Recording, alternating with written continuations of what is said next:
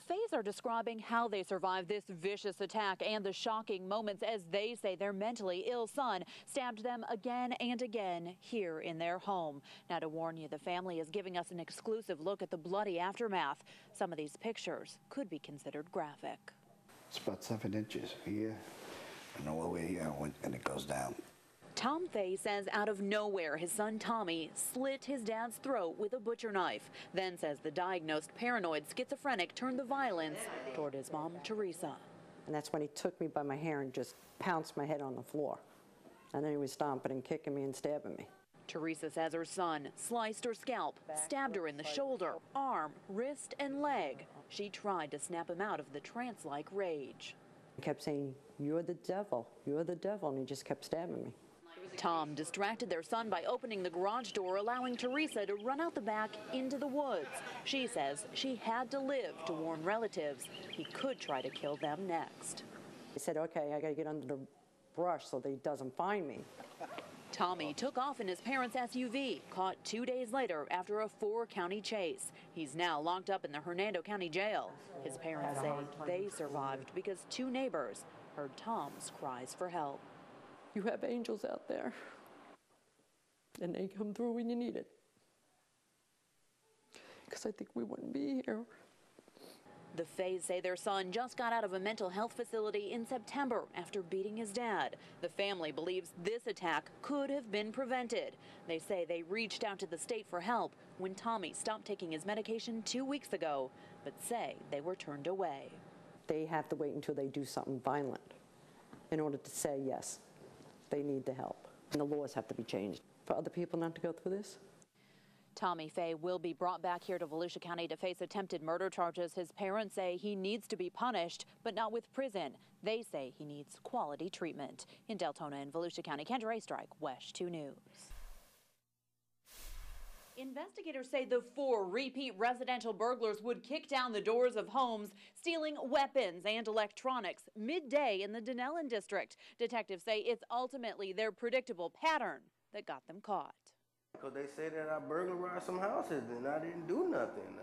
From the Marion County Jail, Travis Williams denies he had anything to do with a recent string of home burglaries. Deputies say Travis, his brother Aaron, Philip Mulkey, and a 16-year-old hit at least 2 houses in a day and could be connected to as many as 35 similar crimes. But we ain't do nothing, man. We don't do no burglary. We ain't do none of that. I don't know why they say 35. Come on, man. They know better than that, man. His older brother Aaron is in even more trouble. Deputies say he was behind the wheel of the getaway car with his 2-year-old son along for the alleged break-ins. The 23-year-old claims he just answered the call to give the guys a ride. Did they put some stuff in your car when you got there? Yeah, some stolen merchandise. I wouldn't do anything like that with my kid. Not at all.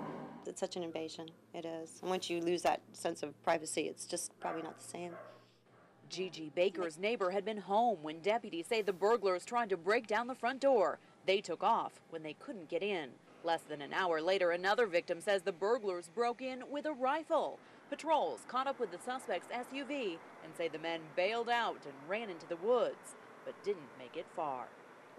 Freaked out, got scared, panicked. Why were you running then? Because I had drugs on me. That's why I was running.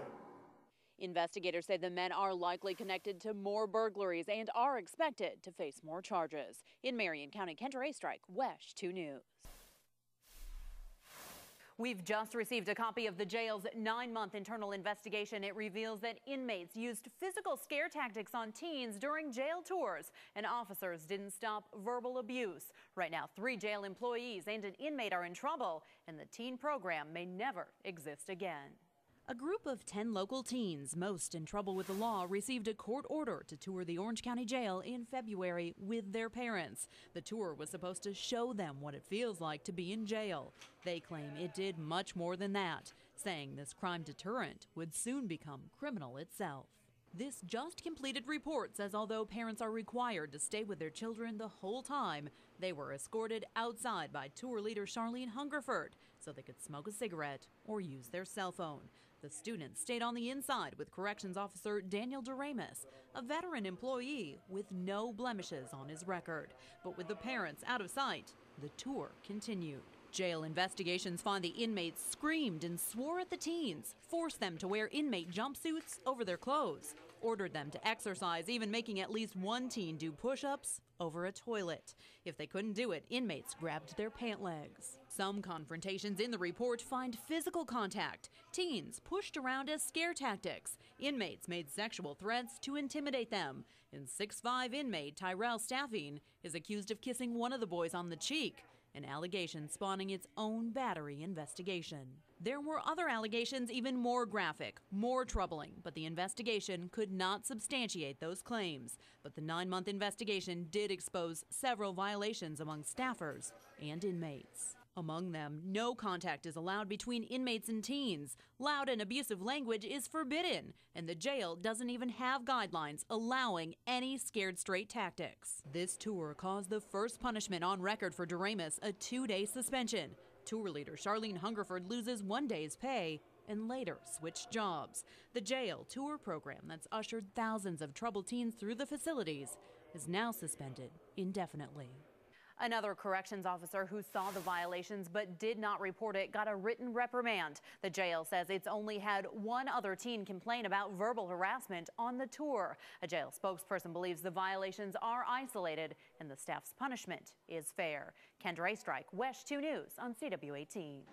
Yeah, that's right, Jim. Investigators say Aguilera's been living a lie for 19 years. His wife and kids didn't know his real name or that he was wanted for murder here in Mascot. I talked with his father tonight, who, after all these years, didn't know if his son was alive until he saw his arrest on our newscast tonight. Did you think you would never get caught? 2 decades of deception have ended for 42-year-old Daniel Aguilera. For 19 years, he's been on the run, wanted in the shooting and killing of Mascot mother Xochitl Patino in her family's home in 1992. So much time has passed, that home is now a barber shop. Investigators say Aguilera went to collect on a debt and bullets started flying. Sí, pero yo no sabía dónde estaba. He knew that what happened, but he didn't know where he was. Aguilera's father knew his son was wanted for murder, but knew nothing else about him until WESH 2 gave him the news of his arrest. They said that they didn't know that he was still alive till we heard the news and everything. People started calling us.